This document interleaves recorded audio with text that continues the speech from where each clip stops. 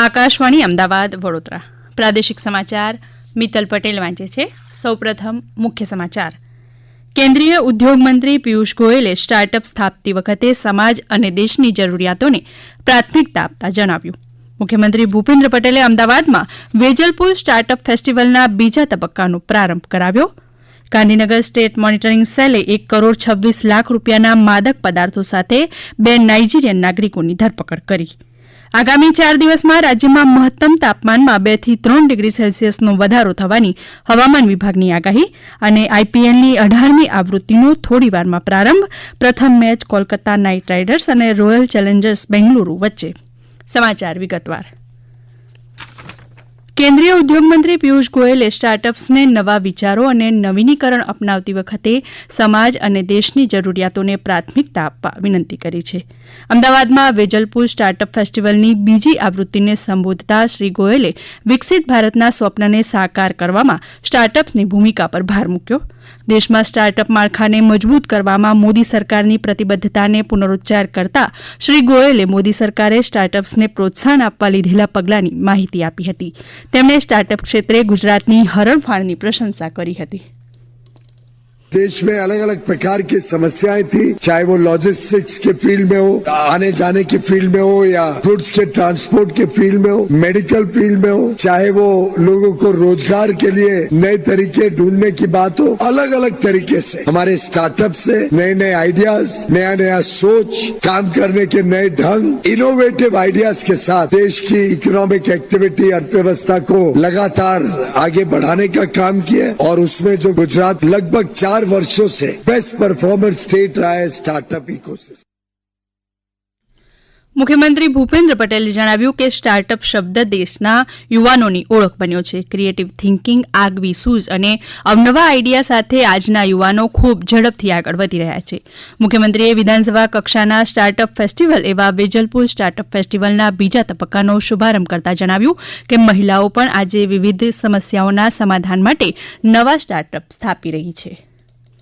બહેનોના એક સ્ટાર્ટઅપમાં એ લોકોએ કેળ અને કેળના જે કેળા થઈ ગયા પછી જે આખું થડ હોય એ થડ જો કાઢી નાખે તો એને ઉપાડવા માટેના પૈસા વધારે થતા, એટલે એની અંદરથી આ બહેનોએ એ રેસામાંથી સ્ટાર્ટઅપ શરૂ કરી અને સાડી બનાવી છે. કેટલું મોટું એચિવમેન્ટ કહેવાય.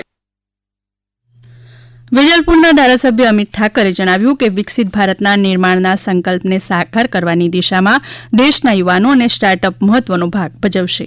વિધાનસભા કક્ષાના આ સ્ટાર્ટઅપ ફેસ્ટિવલમાં 1000થી વધુ સ્ટાર્ટઅપ્સ અને તેની સાથે સંકળાયેલા 4500થી વધુ લોકોએ ભાગ લીધો હતો અને 50થી વધારે ઉદ્યોગ નિષ્ણાંતો દ્વારા સ્ટાર્ટઅપ્સને માર્ગદર્શન પૂરું પાડવામાં આવ્યું હતું. આ પ્રસંગે ગૃહ રાજ્યમંત્રી હર્ષ સંઘવી પણ ઉપસ્થિત રહ્યા હતા. ગાંધીનગર સ્ટેટ મોનિટરિંગ સેલ એસએમસીએ 1 કરોડ 26 લાખ રૂપિયાના ડ્રગ્સ સાથે 2 નાઇજીરિયન નાગરિકની ધરપકડ કરી છે. મહારાષ્ટ્રના વસઈથી આવતા આરોપીઓને વાપીથી કારમાં ડ્રગ્સના જથ્થા સાથે ઝડપી લેવામાં આવ્યા હતા. એસએમસી ગાંધીનગરના નાયબ પોલીસ અધિક્ષક કેટી કામરિયાએ જણાવ્યું હતું કે આરોપીઓ મુંબઈ ખાતે ચાચુ નામના ડ્રગ્સ માફિયા પાસેથી આ ડ્રગ્સનો જથ્થો લઈને આવતા હતા. એસએમસીના અધિકારી પીઆઈ છે પનારા સાહેબ, એમને હકીકત મળેલી કે મુંબઈથી 2 લોકો એક ટેક્સી પાર્કિંગ ગાડીમાં આવવાના છે અને કરમબેલા નેશનલ હાઈવે ભીલાડ ખાતે આવી અને ડ્રગ્સની સપ્લાય કરનાર છે.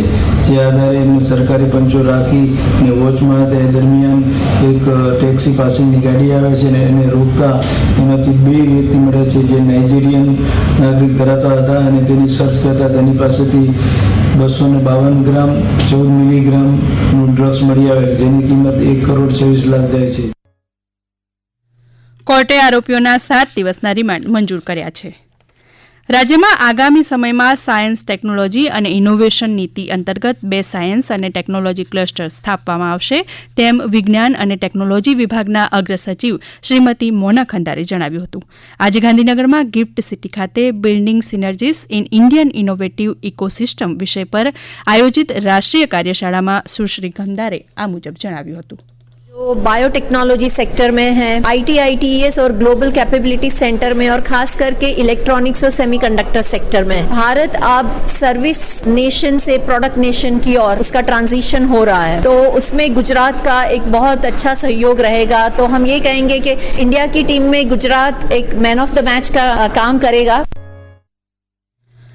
આજે રાજ્ય સહિત સમગ્ર દેશમાં વિશ્વ જળ દિવસની ઉજવણી કરવામાં આવી। રાજ્યના પૂર્વ શિક્ષણ મંત્રી ભૂપેન્દ્રસિંહ ચુડાસમાએ આજના દિવસે સંકલ્પ કરીને પાણીનો ખોટો દુરુપયોગ ન કરવા તેમજ પાણી બચાવવા માટેના ઉપાયો કરવા લોકોને અપીલ કરી હતી। તેમણે જણાવ્યું હતું કે આગામી દિવસોમાં પાણીના અછતના એંધાણ વર્તાઈ રહ્યા છે।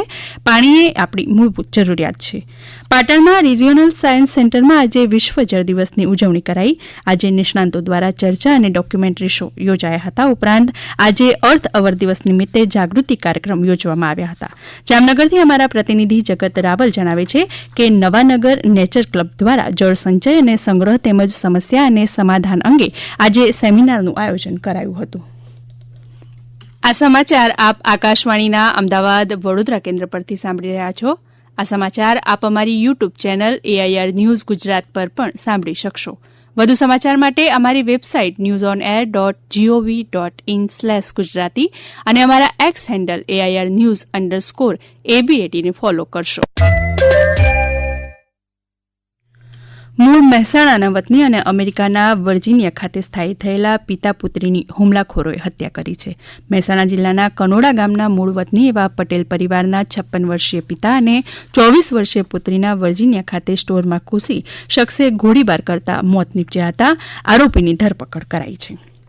અરવલ્લીના માલપુર નજીક વાત્રક નદીમાં 3 યુવકોના ડૂબી જવાથી મોત થયા છે। અમારા પ્રતિનિધિ અંકિત ચૌહાણ જણાવે છે કે માલપુર કસ્બા વિસ્તારના 3 યુવકો મિત્રો સાથે વાત્રક નદીના જૂના પુલ પાસે નહાવા ગયા હતા, જ્યાં તેઓ નદીમાં ડૂબી ગયા હતા। ઘટનાની જાણ થતાં સ્થાનિક તરવૈયાઓએ તાત્કાલિક બચાવ કામગીરી હાથ ધરી અને 3 યુવકોને નદીમાંથી બહાર કાઢ્યા। જોકે 3નું ઘટના સ્થળે જ મોત નીપજ્યું હતું।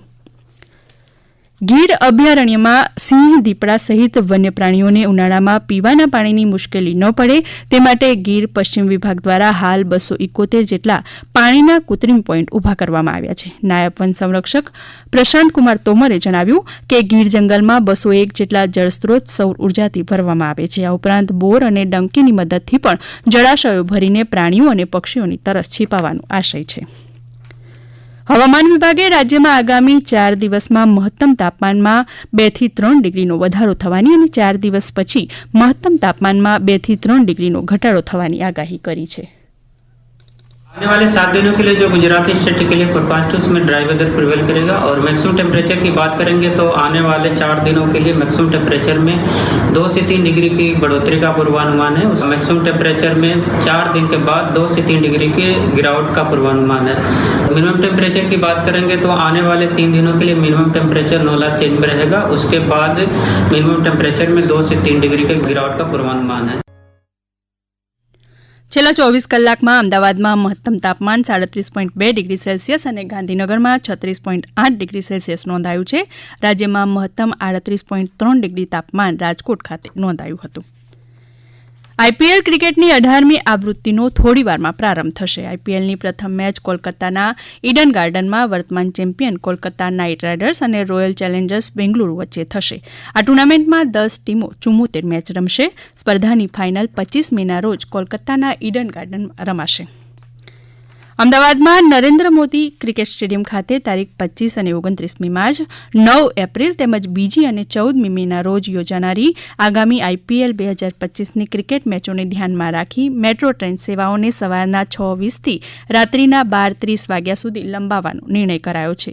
મેચના દિવસોમાં મોટેરા સ્ટેડિયમથી રાત્રે પરત ફરવા સ્પેશિયલ પેપર ટિકિટ બહાર પાડવામાં આવેલ છે। અંતમાં મુખ્ય સમાચાર ફરી એકવાર। કેન્દ્રીય ઉદ્યોગ મંત્રી પિયુષ ગોયલે સ્ટાર્ટઅપ સ્થાપતી વખતે સમાજ અને દેશની જરૂરિયાતોને પ્રાથમિકતા આપવા જણાવ્યું। મુખ્યમંત્રી ભૂપેન્દ્ર પટેલે અમદાવાદમાં વેજલપુર સ્ટાર્ટઅપ ફેસ્ટિવલના બીજા તબક્કાનો પ્રારંભ કરાવ્યો। ગાંધીનગર સ્ટેટ મોનિટરિંગ સેલે 1,26 લાખ રૂપિયાના માદક પદાર્થો સાથે 2 નાઇજીરિયન નાગરિકોની ધરપકડ કરી। આગામી 4 દિવસમાં રાજ્યમાં મહત્તમ તાપમાનમાં 2 થી 3 ડિગ્રી સેલ્સિયસનો વધારો થવાની હવામાન વિભાગની આગાહી અને આઈપીએલની 18મી આવૃત્તિનો થોડીવારમાં પ્રારંભ। પ્રથમ મેચ કોલકાતા નાઇટ રાઇડર્સ અને રોયલ ચેલેન્જર્સ બેંગલુરુ વચ્ચે। આકાશવાણીના અમદાવાદ વડોદરા કેન્દ્ર પરથી પ્રાદેશિક સમાચાર પૂરા થયા.